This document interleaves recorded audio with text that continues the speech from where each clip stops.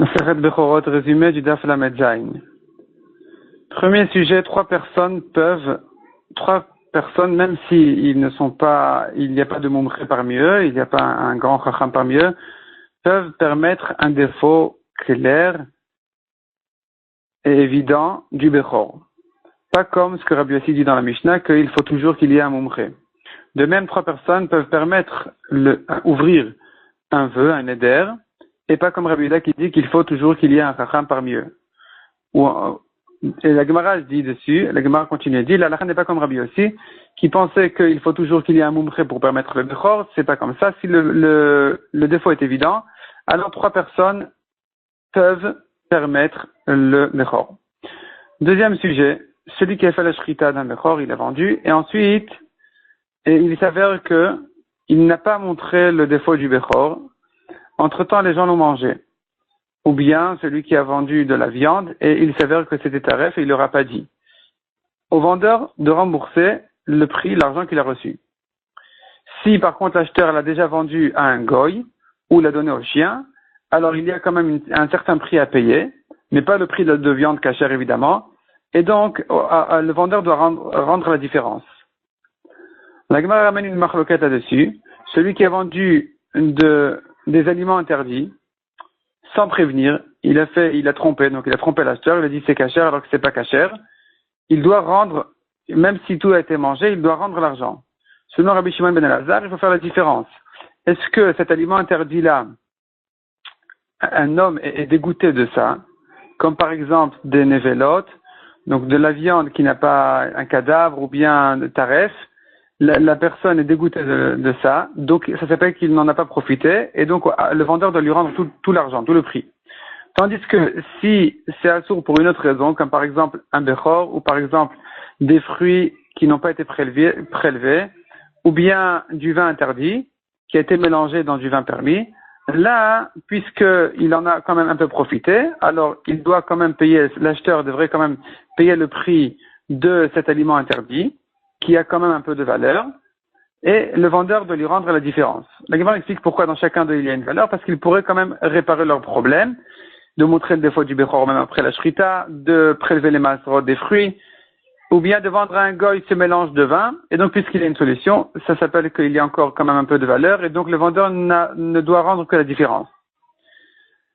On commence ensuite un nouveau pérec, donc le troisième sujet du DAF, et ce nouveau pérec là, il décrit quels sont les défauts du korban, du bechor.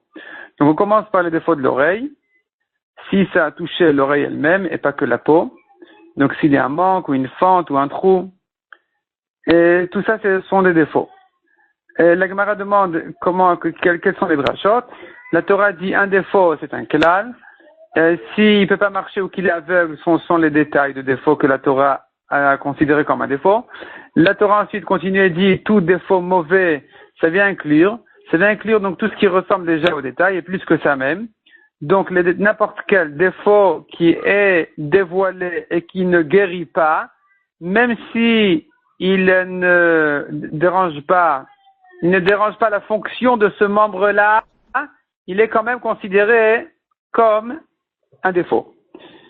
Et la Gemara ajoute dessus, si le défaut il peut guérir, alors un défaut qui peut guérir, on ne le rachète pas, puisqu'on ne rachète pas un korban qui est un défaut qui peut guérir, kal vachomer, que c'est un défaut insuffisant pour permettre le bechor de lui faire la shrita, de le donner à manger au Kohen sans en faire un korban. Ou bien, deuxième explication dit la Gemara, d'où je sais qu'un défaut qui peut guérir est un défaut insuffisant pour permettre la shrita du bechor, puisque la Torah a cité des défauts qui sont comme aveugles ou qui sont des défauts vraiment qui n'ont pas de solution, on apprend de là que même d'autres défauts, c'est vrai, mais au moins il faut qu'il ne puisse pas guérir. Si ça peut guérir, ça sort des défauts de la Torah. Et donc, on ne peut pas faire la shrita du bechor pour ces autres défauts-là, pour des défauts qui peuvent guérir. Ensuite, la Gemara elle précise, la fente qu'on a dit dans l'oreille, c'est même une petite fente, et le manque, c'est si l'ongle s'arrête là-bas, c'est-à-dire si on fait passer l'ongle sur l'oreille et qu'il se bloque là-bas, il s'arrête à l'endroit où il y a ce manque-là, c'est un défaut. Et on ajoute aussi bien si ça s'est passé par un homme que si ce problème a eu lieu bidei shamaim, donc de nature, c'est considéré comme un défaut. Encore quelques halakhot à propos de ces défauts-là.